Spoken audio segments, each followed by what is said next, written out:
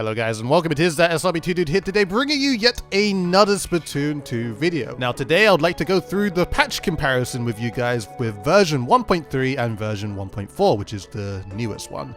There's a lot to go in with this patch, so what I'm going to do is I'm going to split up all the main weapon patches in one video and have the gear abilities and special weapons all in another video. So that will be out tomorrow for you guys to view. But for today, we're just going to be going through the main weapons. So to start off, we have the Splat-O-Matic that has an increased range of 6%, and it also has an increased amount of ink splattered by each shot, making it easier to ink the ground. With the 52 gal, it has an increased firing range by roughly 6% while not changing the range. What this means is that the bullets that are coming out of the 52 float better in the air towards its endpoint. This only applies to bullets that start off with the potential of 50 damage. The NZAP also has a faster movement speed and swim speed when they aren't shooting, just like the Splat-O-Matic and the Splattershot Jr. It also has an increased movement speed while shooting by roughly 5%, and this is also easier to ink around the feet. The Splattershot Pro has an increased velocity speed by 67%. As you can see in the slowed down images, the target in version 1.4 always gets hit first. This is due to the bullets flying through the air much faster than before. The Splattershot Pro also has decreased weapon sway when shooting on the ground by roughly 10%. The weapon sway while jumping has also been decreased by 40%, overall making the Splattershot Pro a much more accurate weapon. The Splattershot Pro also gets a 10% increase in movement speed while shooting. In version 1.4, the 96 gal has an increased damage of 52 per hit to 62 per hit. The 96 gal also has a decreased weapon sway while shooting on the ground by 8% and while jumping by 14%, making the 96 gal slightly more consistent when shooting. The H3 nozzle nose has an increased velocity speed by 25%. The H3 nozzle nose also has a decreased duration of weapon sway after jumping by 5 frames, and also a decreased time required for weapon sway to end once it begins ending by 15 frames. What these two things really mean is that the H3 is just a much more accurate weapon while descending from a jump. The Clash Blaster has an increased radius shot explosion by roughly 14%. As you can see in version 1.4, this Clash Blaster is able to hit the dummy at the same range compared to version 1.3. The exploding shots of the Clash Blaster also paint much better than before when it did in version 1.3.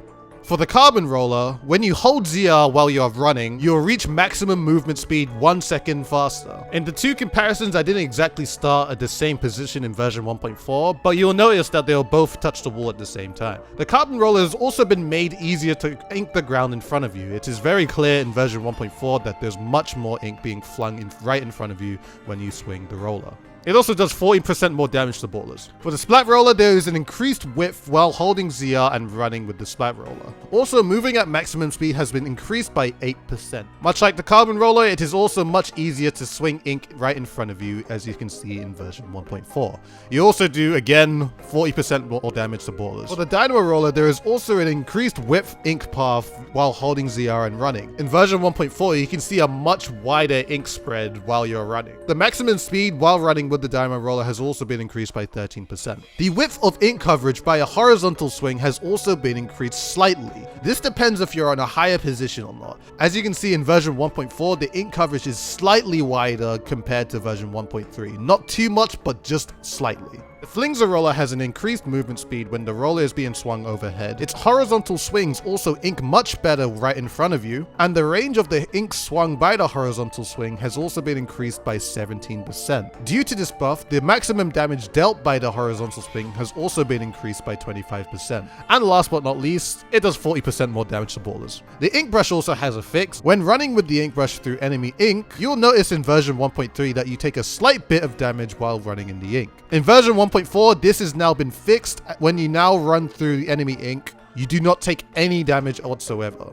And of course, you do 40% more damage to ballers. Okay, so there are a lot of weapons in this patch that do more damage to ballers. So I'm just going to go through all of them for you now. The Octobrush does 40% more damage to ballers. And for all charges in the game, do 30% more damage to ballers. This includes the Elite of 4K, Splat Charger, Gootuber, Bamboozer, and Squiffer. The Splat Brother and Tenderbrella also do 30% more damage to ballers as well. So now that we're all out the way with ballers and nonsense and stuff, let's carry on. The Elite of 4K has an increased radius of ink coverage when it shoots the wall by 33%. As you can see in version 1.4, the ink shot on the wall is much wider compared to version 1.3. The Bamboozer has an increased movement speed while charging by 50%. It's kind of hard to see in the comparisons, but you can see in version 1.4 that the strafing while charging with the Bamboozer is much better. For the Gootuber in version 1.4, you do not have to store a maximum charge anymore. You can store a half charge, a quarter charge, a 3/4 charge, anything you want, and the Gootuber will keep it.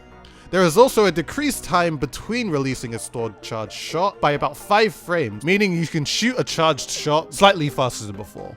The Mini Splatling has increased movement speed while charging by roughly 70% and while firing by 14%. The Mini Splatling also has increased damage from 28 to 32 damage. The Dabble and Splat Dualies now have a decreased duration of downtime after performing a dodge roll by 8 frames. As you can see in version 1.4, I'm able to move out of the dodge roll slightly faster compared to version 1.3. The Duelist Scorcher also has another interesting buff that makes it much different compared to other dualies. You are now able to continue moving after the dodge roll before you make your next action, which basically makes the Duelist Scorcher much more fluid after its dodge rolls. The Splat Brother has a ton of changes. It has a decreased time required to begin opening the umbrella by about 8 frames. After beginning to open the umbrella, there is a decreased time required for it to open completely by about 10 frames. There is also an increase of movement speed while the umbrella is opened by roughly 38%, and the spread damage from the Splat Brother has been increased from 15 damage to 18 damage. There is also a decrease of damage by 30% when shooters, Splatlings, and dualies shoot the umbrella. And thankfully now, ballers that touch an opened umbrella will not destroy the shield immediately after contact.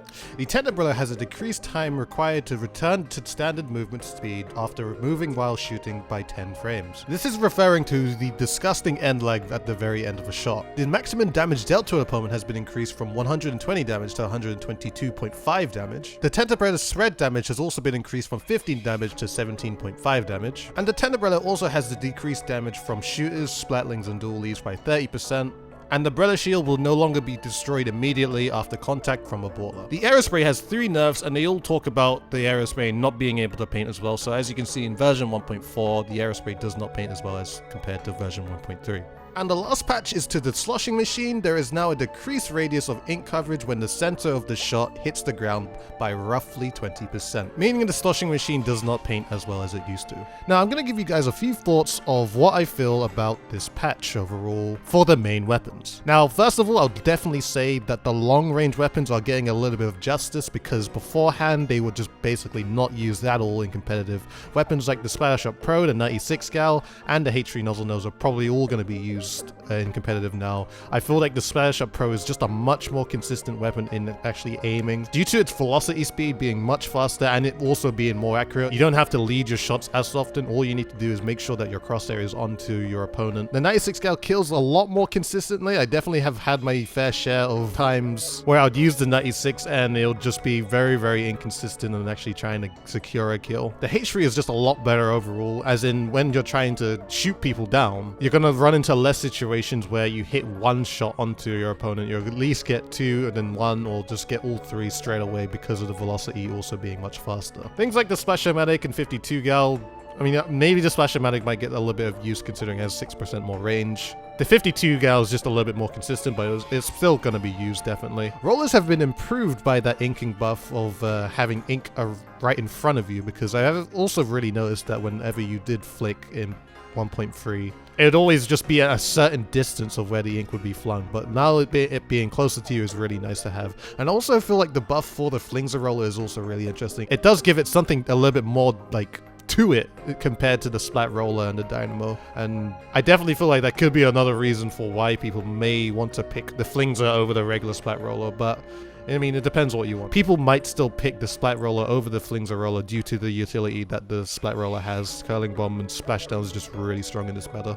Inkbrush, Octobrush, and all the charger weapons don't exactly get anything on, other than them being all stronger than ballers now. They can deal with them just a little bit better. The YouTuber's buff is really interesting, and I wonder if that might interest people to actually use it more often than the Splat Charger. But I mean, then again, when you think about it, Splat Charger is just, it's just the range, how fast the Splat Charger is, and just, you know, you can still hold a charge forever with the Splat charger. So it's just kind of the thing where you kind of still look at it, is that why would I use the Goo Tuber, which charges slower than the Splat charger, when I can just use a Splat charger which charges faster and has more range. The movement speed and power buffs to the mini Splatling is very exciting for any Zimmy main back in Splatoon 1. There's also a buff for run speed specifically for Splatlings, and I'm going to explain that a little bit more in the next video, but basically those high speed mini Splatlings back in Splatoon 1 have basically returned within this patch. And this is one thing that's really interesting, is the Splat Brothers being buffed. Now I definitely feel like the Splat Brothers were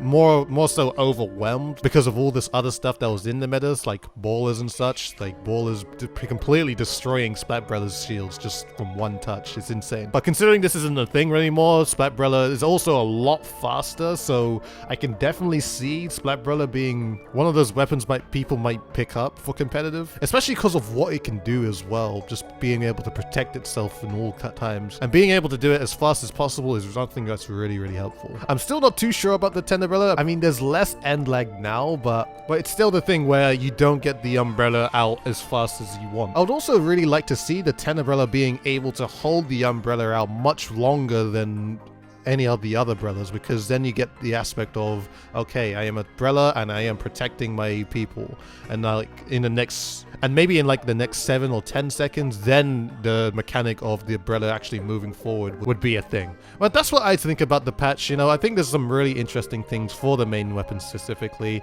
and you know, that's pretty much all of my thoughts. So just so you guys know, there is going to be another patch comparison video for version 1.4, and it's going to be going over for the special weapons and the gear abilities of Splatoon 2. So look forward to all of that in the next video. But for now, I hope you guys have enjoyed this video. Please, if you did, please like, favorite, comment, and subscribe to the channel if you have not already. Follow me on Twitter and Twitch, both in the description below. Do it for both if you're feeling generous. And as always, guys, this has been ThatSrb2DUDE, and I shall see you guys in a future video. Also, thank you Miss Kobayashi and Zarklord, my 2 Switch subscribers that helped me make this video, and also my girlfriend Spectre Saru, who helped me in this process as well.